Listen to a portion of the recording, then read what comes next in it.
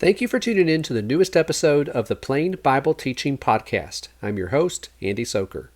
This episode is being released on May 15th, 2025. And this week we're talking about whether schools are parent-free zones. A recent court ruling suggested that this might be the case after allowing a school to hide information from the parents of a girl who changed her gender identity while at school.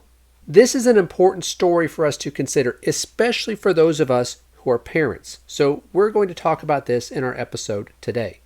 For links to the story we're talking about and some other related materials, check out the show notes for this episode at plainbibleteaching.com/podcast/051525.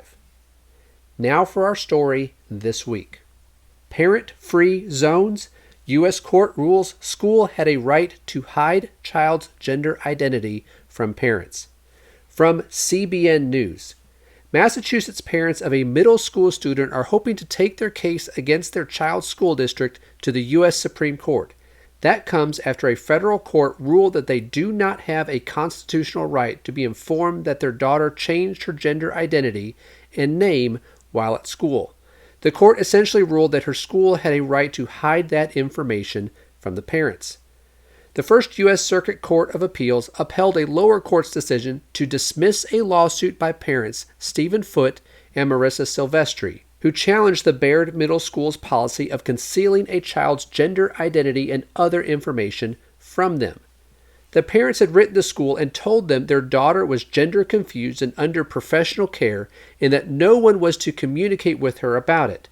However, the child told school officials that she considered herself gender queer and said she did not want her parents to know about it. According to the lawsuit, teachers and other school employees began referring to the 11-year-old girl by a different name and gender identity of the child's choosing at school. Meanwhile, they used the child's given name and gender identity when communicating with the parents. They also asked the young girl if her parents were providing her with appropriate care and if she was comfortable discussing issues with the counselor chosen by her parents. Much of these conversations took place by text, behind closed doors, and in online chat rooms without her parents' consent. The parents filed a federal lawsuit in 2022 against the school, alleging that the school violated their due process rights under the U.S. Constitution's 14th Amendment. A 3-judge panel ruled last week that while parents have a fundamental right to be informed about significant aspects of their child's life and direct them, those rights are limited. Now, that was a lengthy reading, but I wanted to go through all of that. Now, if you read the article that is linked in the show notes that was taken from, there's actually a lot more information in there if you want to go through and read that. But now, it would be easy to cite this example as proof that Christian parents should not send their children to public schools. But that's not what I'm trying to do here.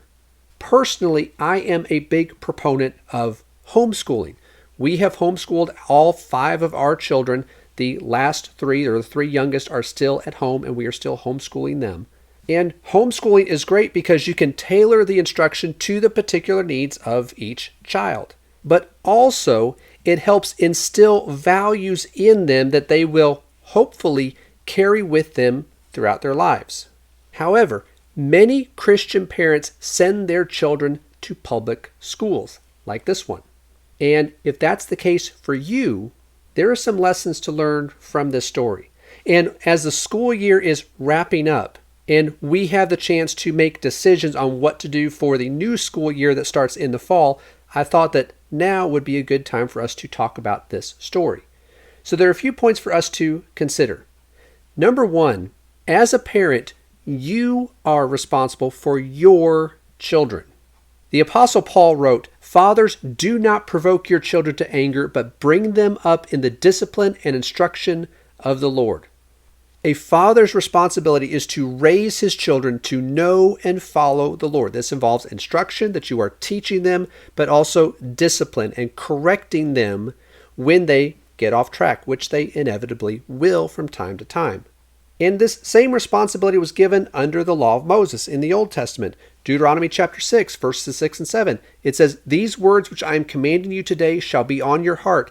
You shall teach them diligently to your sons, and you shall talk of them when you sit in your house, and when you walk by the way, and when you lie down, and when you rise up. But this is not just for fathers. Mothers also have a role to play in this.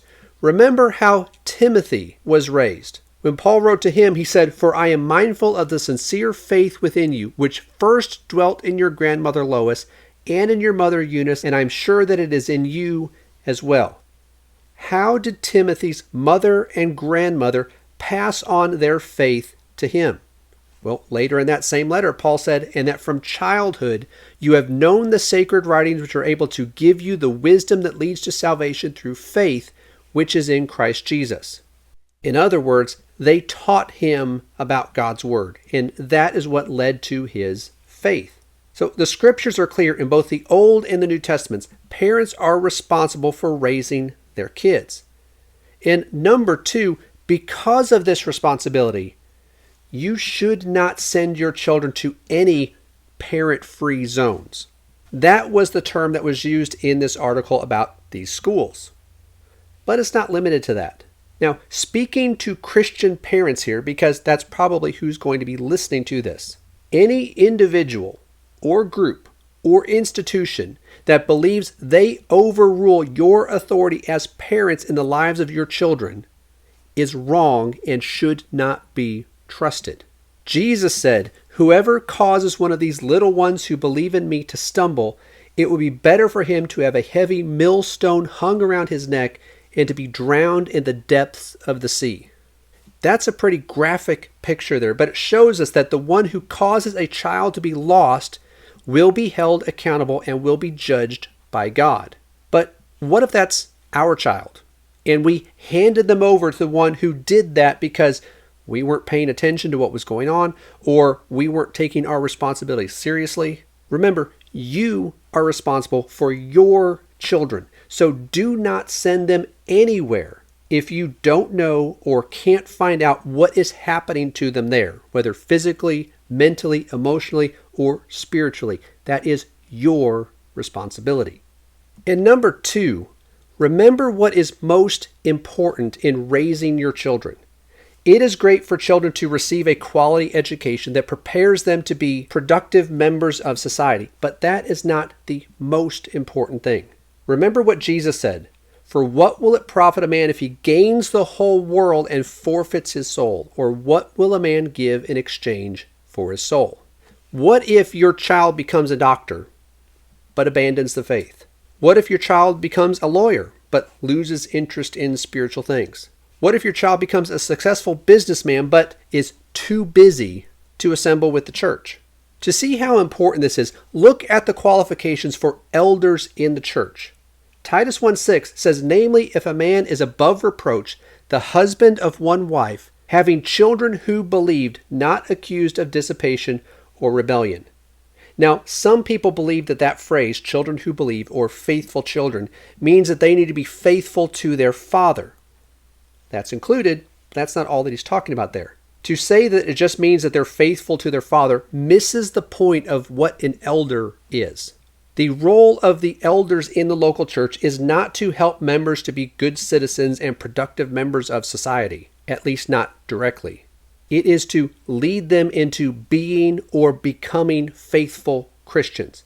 And his children being faithful Christians proves that he's qualified. That was the most important thing, and he raised them to become this. So if that is the most important thing, then we need to protect our children from any influence that would work against this. In the case of the story we started with, that was the school. But it could also be other kids, social media, certain family members, and so on. And then number 4, some situations require drastic action. The situation described in this story that we read was that type of situation. Because in that case, the school was actively working against the parents. The parents were trying to help their child, trying to get the child counseling that they needed, and the school was actively working against them and trying to hide all of this from the parents. Now, is it necessary for every Christian parent to pull their kids out of public school? Maybe not.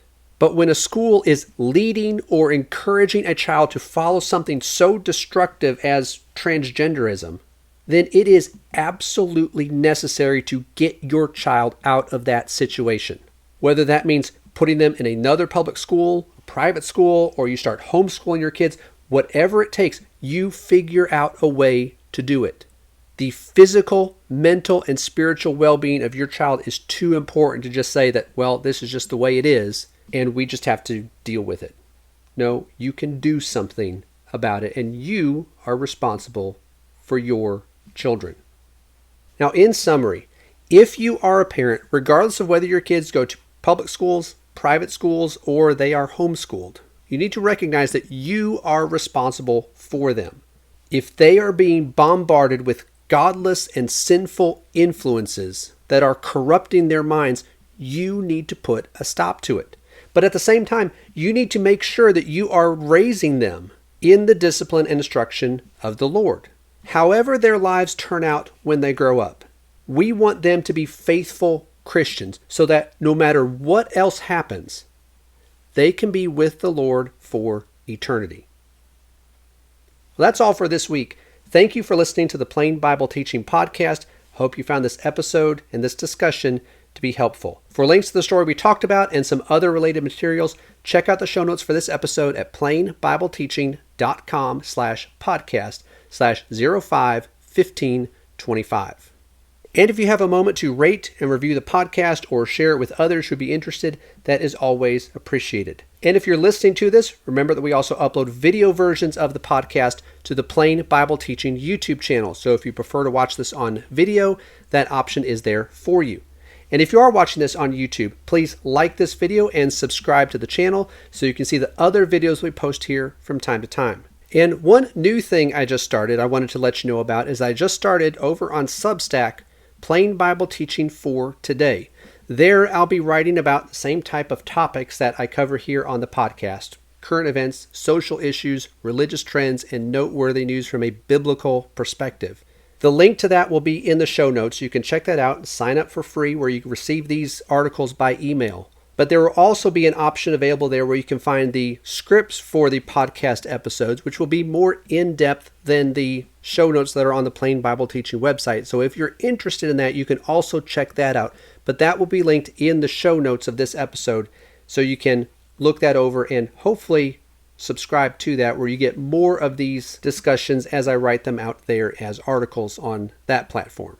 And then also, if you see a news story or have some topic that you think would make for a good discussion here, send that to me at andy@plainbibleteaching.com. Thanks again for listening. I hope to talk to you again next time.